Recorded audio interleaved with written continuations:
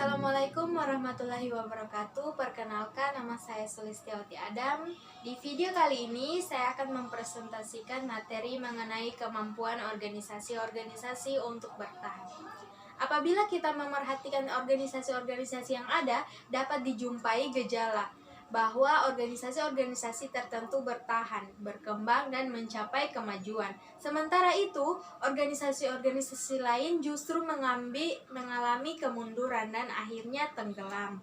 Suatu organisasi tidak mempunyai sifat inheren untuk bertahan dalam jangka pendek atau bertahan untuk jangka panjang. Adapun faktor pertama yang mendeterminasi jangka waktu bertahannya suatu organisasi yaitu apakah orang-orang yang berkuasa di dalam organisasi tersebut ingin supaya organisasi tersebut akan tahan lama atau tidak. Sekalipun ada keinginan demikian, ada faktor-faktor lain pula yang harus bekerja sebelum mereka mencapai apa yang diinginkan. Organisasi-organisasi yang jelas bersifat temporer, memiliki sejumlah ciri yang amat berbeda dibandingkan dengan ciri-ciri organisasi yang berfungsi untuk jangka waktu yang relatif lama. Sekelompok ciri-ciri demikian konsisten terdapat pada organisasi-organisasi yang bertahan lama, maka ciri-ciri tersebut dapat dianggap sebagai ciri-ciri determinasi. Maksudnya, sebuah organisasi yang memiliki ciri-ciri tahan lama akan tahan untuk jangka yang lama.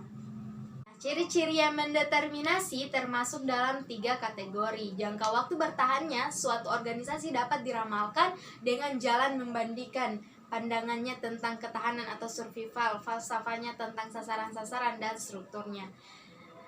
Dalam organisasi terdapat program jangka pendek dan jangka panjang. Nah, sasaran-sasaran organisasi-organisasi jangka pendek bersifat statis atau terbatas. Mereka tidak merubah bentuk, mengatasi atau menghadapi kondisi-kondisi yang berubah ketika mereka harus bekerja. Sasaran-sasaran dinyatakan dalam bentuk melaksanakan sesuatu tugas khusus, mengumpulkan sejumlah uang tertentu, menyelesaikan suatu tugas tepat pada waktunya, mengumpulkan keterangan tentang proyek tertentu yang diantisipasi, dan mempelajari mengevaluasi suatu usulan atau proposal. Nah, organisasi-organisasi jangka pendek biasanya tidak berstruktur tinggi atau formal. Hubungan-hubungan di dalam organisasi demikian ditetapkan asal saja dan tanpa dipikirkan dampaknya jangka panjang. Selanjutnya, sasaran-sasaran organisasi-organisasi jangka panjang adalah dinamis. Perubahan yang terjadi pada lingkungannya akan menyebabkan sebuah organisasi jangka panjang mengubah sasarannya. Bahkan, sebuah organisasi jangka panjang dapat saja menerima sasaran-sasaran baru sekalipun lingkungannya tidak merubah secara berarti. Organisasi-organisasi jangka panjang biasanya terdapat struktur formal dan jelas. Demikian memungkinkan dikomunikasikannya keterangan-keterangan kepada semua anggota organisasi. Dengan begitu, hal tersebut memungkinkan adanya usaha secara terkoordinasi. Jadi, apakah suatu organisasi akan bersifat jangka pendek atau jangka panjang? Nah, ini akan tergantung pada sikapnya terhadap survival dan falsafah manajerialnya. Kondisi-kondisi untuk organisasi-organisasi baru yang bertahan.